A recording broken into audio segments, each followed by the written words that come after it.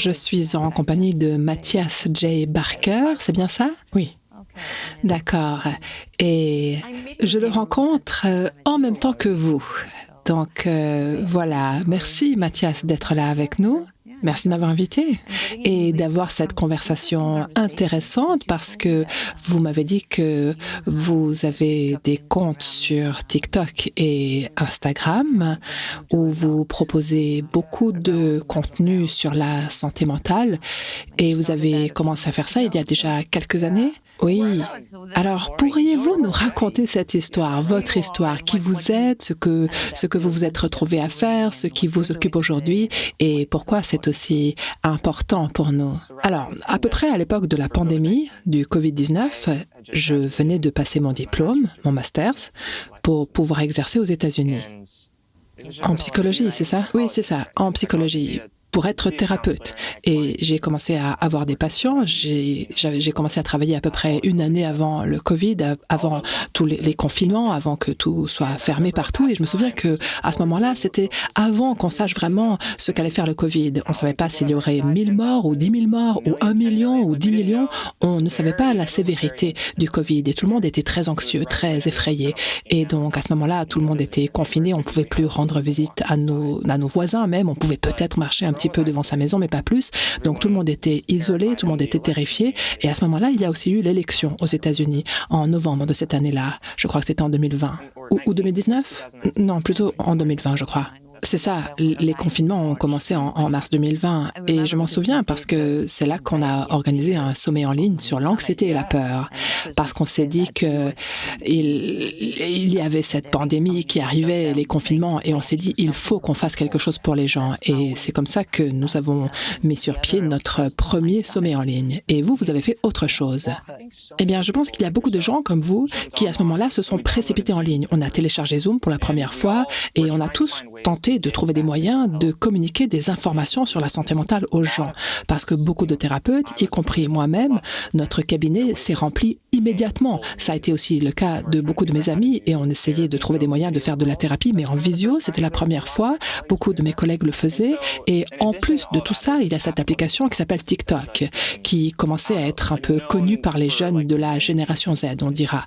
Et c'était pas clair si j'avais même le droit d'être sur cette appli à ce moment-là. En gros, c'était surtout des jeunes filles qui se montraient en train de danser. Je me disais, je sais pas si j'ai le droit de faire des vidéos sur la santé mentale et de les poster sur TikTok. Bref, en tant que membre de cette génération-là, quand même, mais peu importe. Et donc, simplement pour m'amuser, j'ai fait des petites vidéos d'1 minute. En fait, non, à l'époque, c'était 15 secondes. Il y avait une limite sur la durée de la vidéo. Et à l'époque, c'était des vidéos de 15 secondes. Et j'ai fait plusieurs vidéos. J'ai parlé d'anxiété, de peur, de respirer à travers les émotions douloureuses. Et j'ai fait ça sans trop réfléchir. Simplement, je les ai postées. Et je crois que je ne suis pas retournée dans l'application pendant quelques semaines. Après, quand j'y suis retournée, j'ai vu qu'une vidéo avait eu 100 000 vues. Et j'ai trouvé ça génial. J'avais jamais vécu ça avant, donc j'en ai fait d'autres et une a eu 300 000 vues, une autre 500 000, puis 3 millions et j'ai continué à les faire et j'ai eu 1 million de followers sur TikTok en un mois. Et beaucoup de gens, un peu comme moi, à peu près à cette époque-là, ont vécu quelque chose de semblable. Des gens comme Julie Smith ou Nicole Lepera ou The Millennial Therapist. Il y avait beaucoup de thérapeutes simplement et de psychologues différents qui essayaient de créer des contenus sur la santé mentale pour des personnes qui vivaient beaucoup de peur et d'isolement. Et le grand public était vraiment prêt. Ils se sont jetés dessus. Et ensuite, il y a eu ces voix qui se sont lancées dans la conversation publique, en tout cas aux États-Unis, et qui ont commencé à façonner les échanges au sujet de la santé mentale. Et beaucoup de ces voix parlaient de traumatisme, parlaient de relations, parlaient de conflits, parlaient de comment négocier le conflit dans les relations, comment fixer des limites, comment travailler sur les blessures qu'on a pu vivre dans nos relations passées et comment ramener de la santé dans tout ça. Donc, j'ai fait partie de ces voix. Je n'étais pas le seul, ça c'est clair. Et ensuite, ça a continué à grandir toujours plus. Et je pense que entre tous les différents comptes que j'ai à peu près 3,5 millions de followers. sans vraiment le vouloir, je suppose. Mais bon, j'ai posté les vidéos, bien sûr, mais c'était pas un effort stratégique. C'est juste quelque chose qui s'est passé où je me suis dit, bon, ben d'accord, je fais partie de cette conversation-là et je vais tenter de faire de mon mieux. Voilà. Certaines personnes ici connaissent peut-être Frank Anderson, il est formateur principal en IFS, donc, et je l'ai contacté assez rapidement après que tout ça est arrivé parce que je cherchais un mentorat. Et il est incroyable. C'est vraiment un expert d'une perspicacité exceptionnelle dans ce domaine. Et il a été extrêmement avenant et généreux et il m'a pris sous son aile pendant toutes ces années.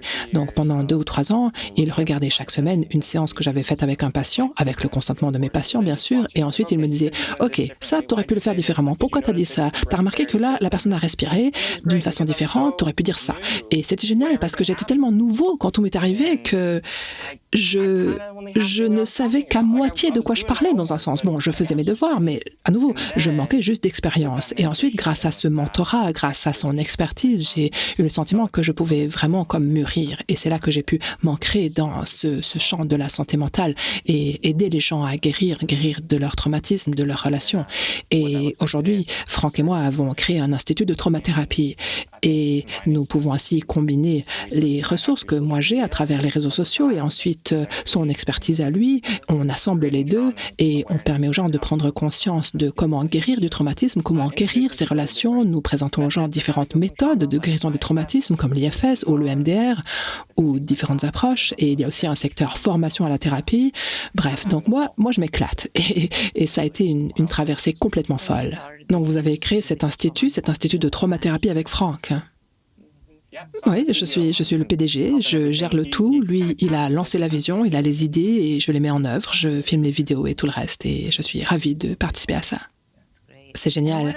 Et vous continuez maintenant à proposer des vidéos sur les réseaux sociaux. Et qu'est-ce que les gens attendent? De quoi ont-ils vraiment envie d'après ce que vous pouvez observer à travers vos réseaux sociaux? Alors, il y a beaucoup de thèmes différents. Il y a les relations de couple, il y a comment se remettre d'un traumatisme.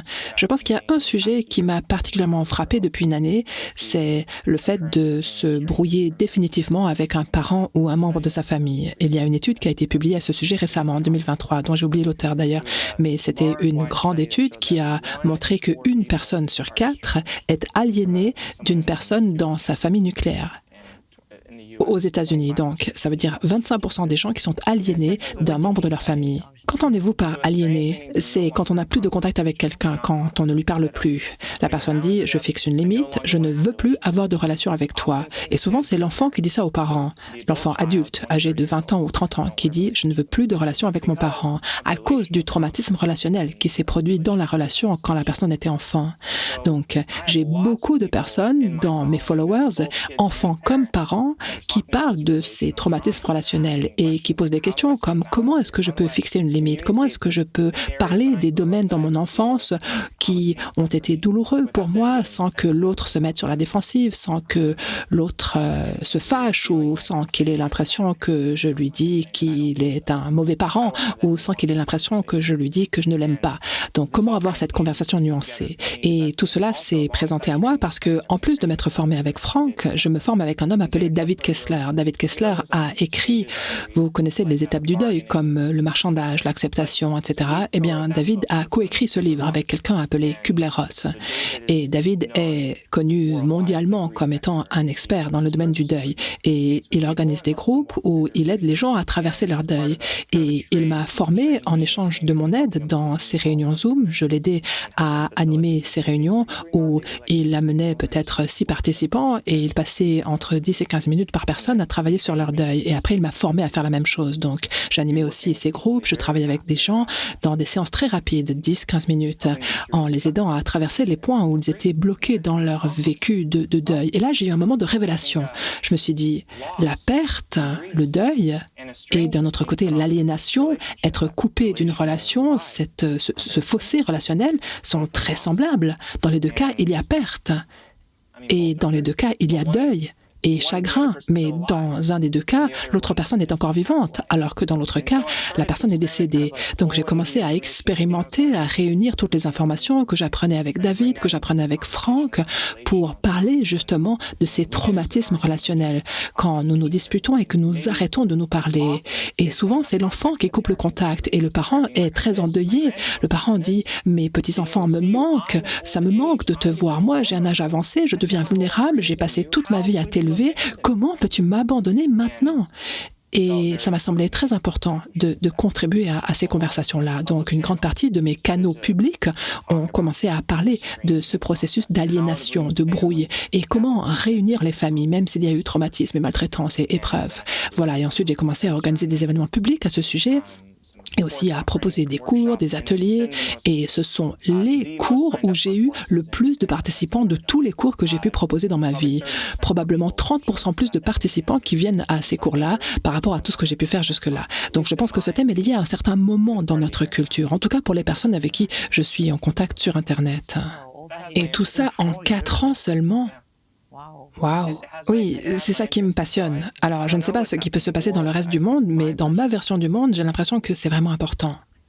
Et vous voyez encore des patients individuels en consultation? Oui. D'accord, donc vous réussissez à garder les deux? Oui.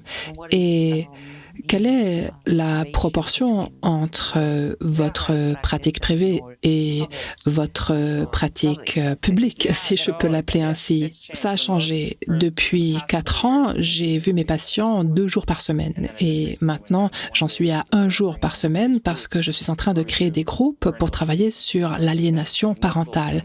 Donc là, il y aura plusieurs familles ensemble sur Zoom où on a à la fois les enfants et les parents, pas de la même famille, mais des gens qui ont ces difficultés-là pour qu'ils puissent échanger et voir comment guérir ces traumatismes relationnels et réunifier leur famille.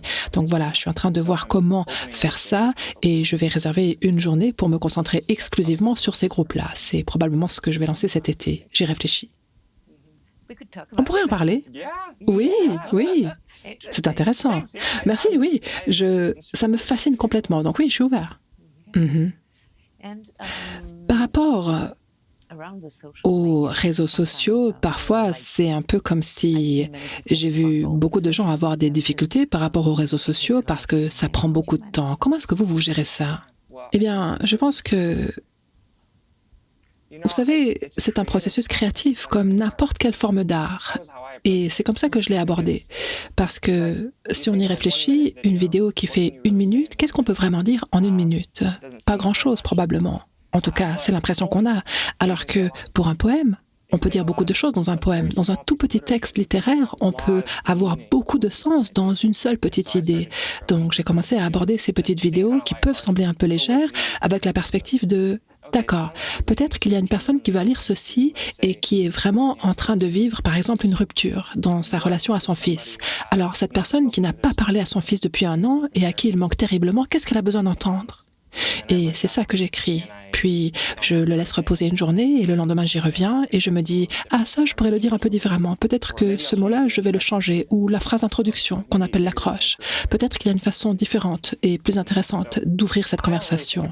Voilà, donc je me dis jamais « Ah, il faut que j'écrive ça aussi rapidement que possible. » Non, je suis très fière de pouvoir dire « Ça a vraiment du sens. C'est une expression personnelle, une forme artistique. » C'est comme de dire qu'un tableau prend beaucoup de temps. Oui, c'est vrai, mais j'adore ça. Donc, vous êtes scénariste? Un peu. En tout cas, c'est mon impression. C'est un métier à part. Mais je le fais avec beaucoup d'intention. D'accord. Alors, où est-ce que les gens peuvent vous trouver? Sur Matthias J. Barker. C'est mon nom d'utilisateur sur TikTok ou sur Instagram. C'est là que je suis le plus actif sur Insta. Matthias J. Barker. Seulement en anglais. Oui, en anglais. Peut-être un jour, j'aurai un canal en français. Quand mon équipe grandira. C'est une possibilité.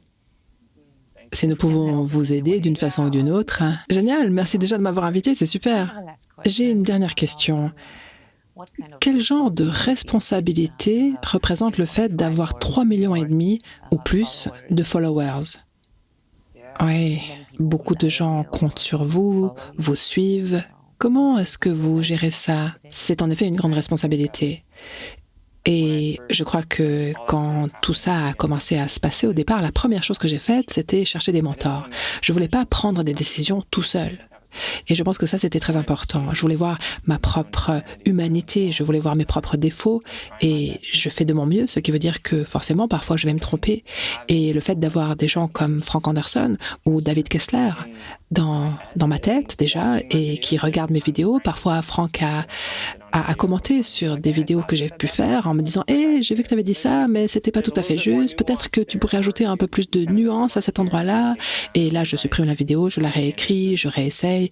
Et il y a cette collaboration, ce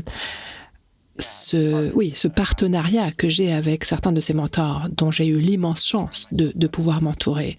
Et ça me donne l'impression que tout ne repose pas que sur mes épaules. C'est vraiment plus un effort de groupe. Vous n'êtes pas seul. Oui, et ce qu'il faut savoir, c'est que les gens nous le disent dans les commentaires. Si on se trompe, n'est-ce pas? Les gens nous le disent. Ça m'est arrivé de poster quelque chose et les gens me disent « Hé, non, t'as oublié un truc là !» Et j'ai appris, j'essaie de ne pas être sur la défensive en disant « Non, non, j'ai raison. » J'essaie d'être ouvert d'esprit. Et vous enlevez la vidéo à ce moment-là ou est-ce que vous vous contentez d'en faire une autre? Ça dépend. Des fois, je l'enlève, je la réécris et je la poste à nouveau quand je veux essayer une deuxième tentative. Parfois, c'est une erreur qui mérite de rester dans l'espace public parce que les gens en parlent et ça permet aux gens de comprendre des choses. Par exemple, j'ai fait un post où j'ai utilisé le mot « normal ». J'ai dit quelque chose comme « si vous n'agissez pas de façon normale, blablabla ». Et dans la culture américaine, ça a été perçu comme étant offensant.